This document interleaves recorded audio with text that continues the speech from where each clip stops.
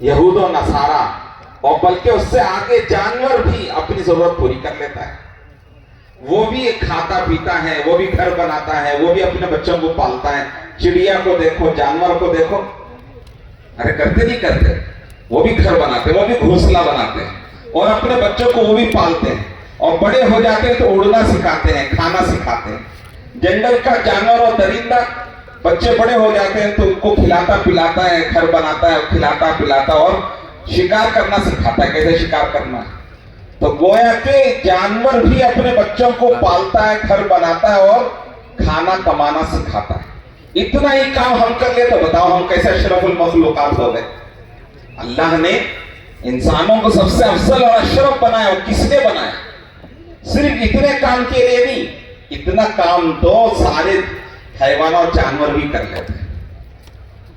उससे आगे अल्लाह ने दुनिया में इसलिए भेजा है कि एक अल्लाह की अजमत और बड़ाई और उससे होने का यकीन और अल्लाह के नबी की अजमत और उनकी मोहब्बत हमारे दिलों में उतरे, और उनके अल्लाह का एक एक हुक्म हमारी जिंदगियों में आए, नबी का एक एक तरीका हमारी जिंदगी में आए, और इसी तरह सारी इंसानियत की जिंदगी में भी अल्लाह के नबी का हुक्म आ जाए।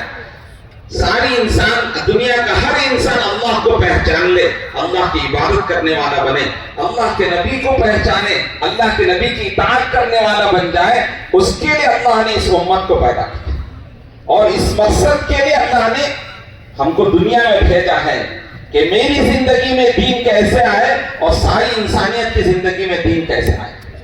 और यही मकसद इज्तिमा का है, और कोई मकसद नहीं है। जैसे अभी मैंने बताया ना, अल्लाह ने सारे आसमान और जमीन, जो चांद और सूरज बनाया, क्यों? यहाँ अल्लाह की इबादत हो, अल्लाह को पहचाने, नबी की इताअत हो। और जिस दिन एक भी इंसान नहीं होगा दुनिया में, अल्लाह को इस आसमान और जमीन और चांद और सूरज को तोड़ फोड़ कर खत्म कर देंगे। क्यों? मकसद खत्म हो। ऐसे हमारा इज्तिमा पूरा हुआ तो खुद हमने जो शामियाना लगाया हम खुद निकाल देते हैं, वजू खाने निकाल देते हैं, सिंगा खाने निकाल, सब खत्म कर देते हैं। क्यों? मकसद खत्म हो गया। तो इस एक मकसद को समझने के लिए पंडाल है, और ये सारी जरूरियात हैं। वो मकसद क्या है? मैं दुनिया में क्यों आया हूं, मुझे अल्लाह ने दुनिया में क्यों पैदा किया, कि मेरा पैदा होना क्यों है, मेरी कामयाबी किस चीज में है? अल्लाह के हुक्म में, नबी के तरीके में। और इसी तरह सारी इंसानियत की कामयाबी अल्लाह के हुक्म में, नबी के तरीके में। मेरी जिंदगी में दीन कैसे आए और सारी इंसानियत की जिंदगी में दीन कैसे आए, इसकी फिक्र करने के लिए और इस मेहनत के लिए हम सब जमा हो गए। सब तैयार है इंशाअल्लाह। हाँ, दीन सीखेंगे और इंशाअल्लाह सारी दुनिया में चल फिर कर जाकर इंशाअल्लाह दीन की मेहनत करेंगे। अल्लाह ताला अमल की तौफीक नसीब फरमाए। अभी इस वक्त में असर के बाद का वक्त बड़ा कीमती वक्त होता है। फरिश्तों की ड्यूटी तब्दील होती है। फजर में फरिश्तों की जमात आती है, वो असर के बाद जाती है, और असर में आती है तो वो फजर के बाद जाती है। ड्यूटी तकसीम क्या होती है, बदलती है फरिश्तों की। तो अल्लाह के यहाँ फरिश्ते पहुंचते हैं तो अल्लाह पूछते हैं, कहां से आ रहे मेरे बंदों को तुमने किस हाल में छोड़ा?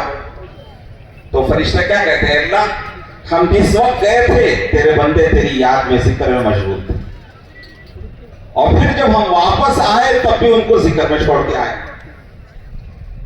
तो इसलिए इस वक्त में तस्बीहात का एहतमाम करना, 3 तस्बीहात, सुभान अल्लाह, अल्हम्दुलिल्लाह, व ला इलाहा इल्लल्लाह, अल्लाहु अकबर, एक तस्बीह 100 मरतबा, दरूद शरीफ, हजरत रसूल पाक सल्लल्लाहु अलैहि वसल्लम के एहसानात अनगिनत हैं, बेहिसाब हैं जी। और तो दरूद शरीफ पढ़ने वाले पर 40 इनामात मिलते हैं, 10 रहमतें उस पर उतरती हैं, 10 नेकियां मिलती हैं, 10 गुनाह माफ होते हैं, 10 दर्जे बुलंद होते हैं। तो कितने फायदे हैं? एक तस्बीह 100 मरतबा दरूद शरीफ की, और एक तस्बीह इस्तिग़फ़ार, अल्लाह से माफी तलब करना। हजरत रसूल पाक सल्लल्लाहु अलैहि वसल्लम मासूम बेगुनाह होने के बावजूद आप फरमाते एक मजलिस में 70-100 मरतबा आप इस्तिग़फ़ार फरमाते, सुबह शाम नहीं, हर मजलिस में 70-100 मरतबा इस्तिग़फ़ार, और हमारे दिन और रात गुनाहों में ही जाते हैं। तो कम से कम सुबह ये 3 तस्बीह और असर के बाद 3 तस्बीह करेंगे इंशाअल्लाह।